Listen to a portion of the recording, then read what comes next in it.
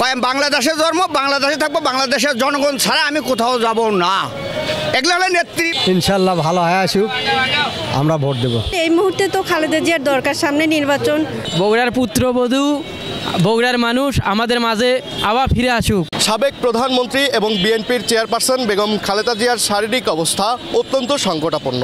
তার এমন শারীরিক অবস্থার অবনতিতে তাকে স্থানান্তর করা হয়েছে নিবিড় পর্যবেক্ষণ সিসিইউতে।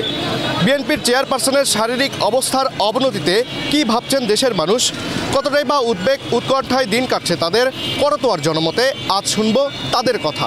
খালেদা জিয়া সুস্থ হয়ে আসুক, এটা আমরা চাই। আমাদের কাছে নির্বাচন করুক, এটা আমরা কামনা করি। খালেদা জিয়া ভালো হোক, দোয়া করি। ভোটও কি দেবো, ধানের শীষক।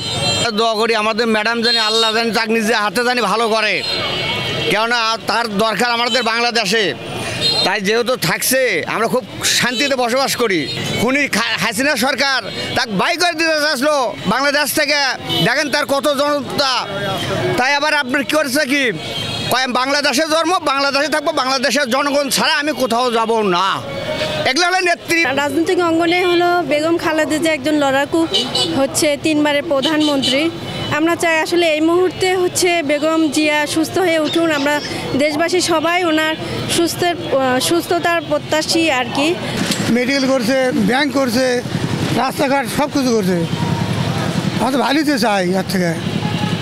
আর সুস্থতা আলহামদুলিল্লাহ, আল্লাহ ভালো করুক। এই বাংলাদেশের সবচেয়ে নির্যাতিত ব্যক্তি, উনি 3 বারের প্রধানমন্ত্রী ছিলেন। আমরা চাই আল্লাহ ওনাকে সুস্থ করে দিক, উনি আবার এমপি হয়ে আবার প্রধানমন্ত্রী এই বাংলাদেশের হোক, এটা আমরা চাই বগুড়ার মানুষ হিসেবে। বেগম খালেদা জিয়ার জন্য আমি নিজে কাল জুমাতে খুতবার পরে তার জন্য বিশেষ দোয়া করছি। সবাই তার জন্য দোয়া করার দরকার। আল্লাহ যেন তাকে তাড়াতাড়ি সুস্থ করে আমাদের মাঝে যেন নিয়ে আসেন। বগুড়ার পুত্রবধূ, বগুড়ার মানুষ আমাদের মাঝে আবার ফিরে আসুক, তাই তিনি সুস্থ হোক এবং আমাদের মাঝে ফিরে আসুক, নির্বাচনেও তিনি অংশগ্রহণ করুক, এটা আমাদের চাওয়া। ইনশাল্লাহ ভালো হয়ে আসুক, আমরা ভোট দেব।